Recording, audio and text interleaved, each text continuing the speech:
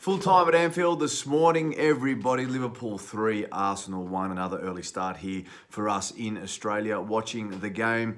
Look, it was a game that there was absolutely no doubt that Liverpool were the better team and that we were second best for most of the day. But there's been a lot of negativity coming out from a lot of our fans and everybody that's associated with the club, it seems, in having a big opinion on what happened this morning. Whereas for me, now that I've let it settle like anything with a bit of emotion, it's always a case that, you're quick to shoot fire and actually, go off at players or go off at the manager or talk about players not being good enough and all that sort of thing. Whereas I think overall, it's still a sign that we're on the way up and that things are a lot better. I mean, there's been years where we've gone there, especially in recent times, and lost. We've conceded fives and been absolutely walloped and not looked in the game at all. I mean, going back a few years, we were down 4-0, 5-0 within half an hour up there. So that's not to say that we weren't outplayed today or there isn't work to do. That's not the case whatsoever. But I thought we definitely had our spells in the game. And moving forward, it's going to be positive for us. There's a few players that need to come in. There's a few,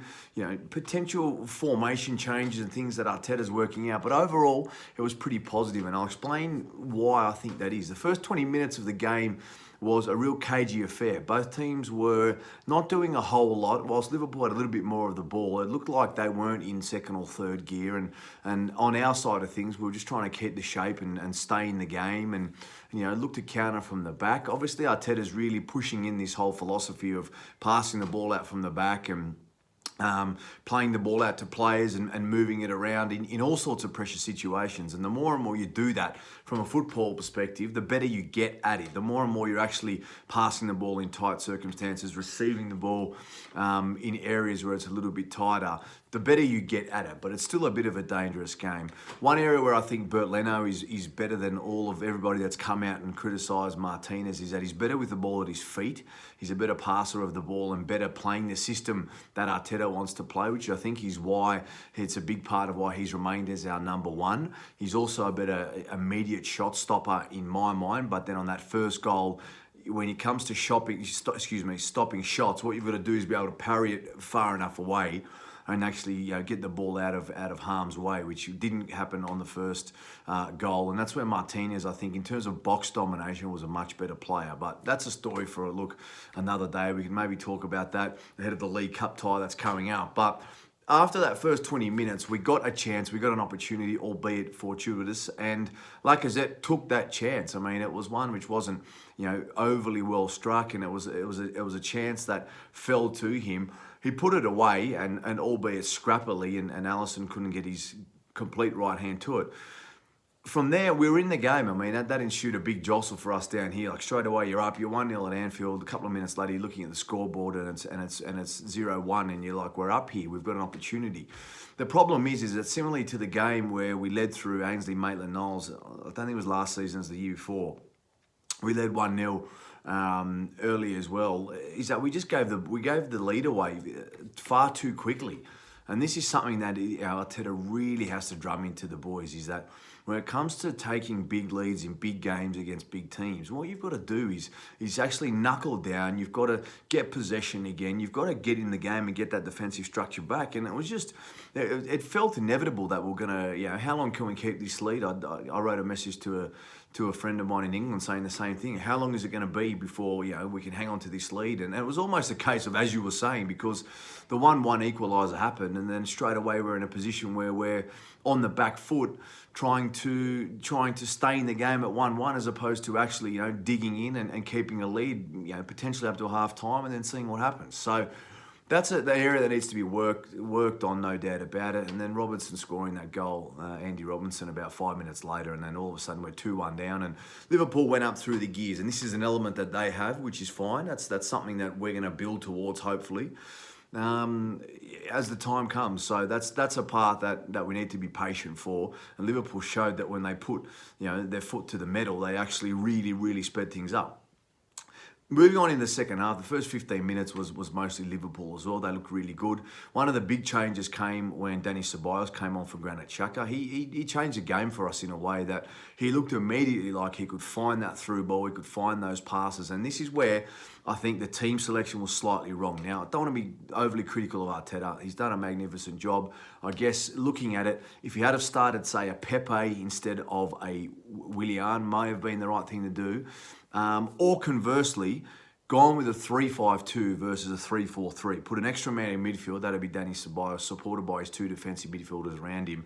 And then you've got Aubameyang and Lacazette up front doing all that hard work, because Willian just could not get into the game. And the inconsistencies that we've heard that can plague him on a regular week-to-week basis really shone. He didn't really track back too much. He was at fault for one of our goals for not tracking back there in the first half.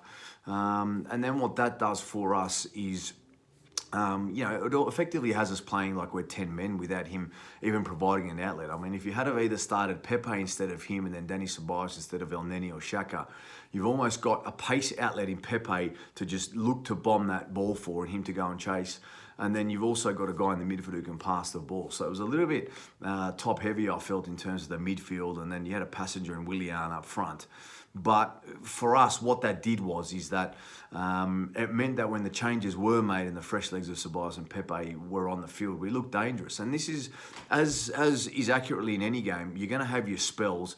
In a game against Liverpool away at Anfield, you might have a bit less of a spell, but we had a 10-minute spell.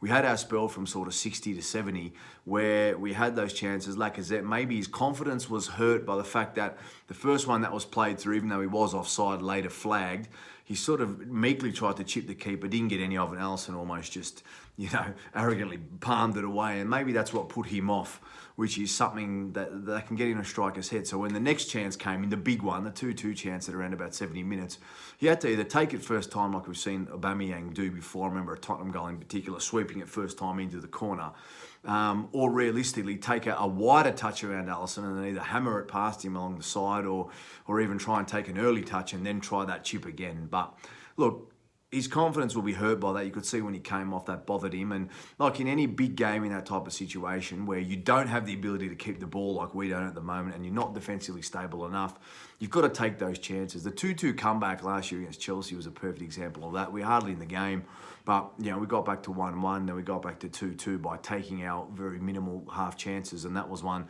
that Lacazette had to take. So then it could be a different game. At 2-2 with 20 minutes to go, we might have been able to nick a third and go ahead and put ourselves in a position where, we would have been able to hang on for a point, hang on for a win. But after that, it moved on. Diogo Jota definitely handled the ball for Liverpool's third goal. Where the VAR was, I have no ideas.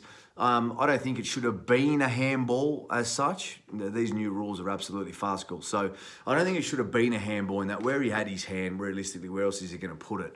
But under the new rules, we've seen like 4 penalties given this past weekend for that. So because of that, that's where the issue is. That's plaguing the game, and it should have ended 2-1 realistically for Liverpool. That Jota goal should have been jotted off.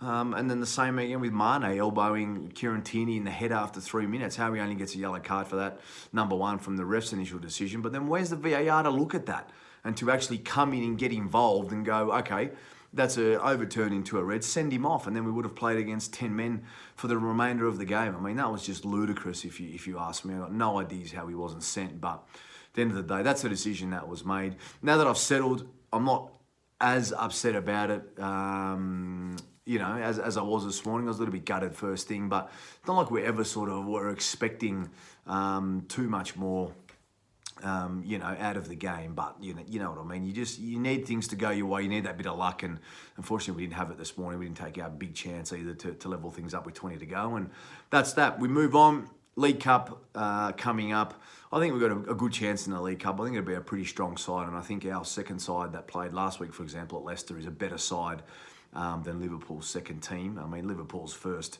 16, 17 is unreal, but after that, I think they're beatable. So let's go up there and try and repeat what happened last year. Exciting game, but this time let's actually get the result and then look to finish off the first little part of the campaign here with 3 points against Sheffield United.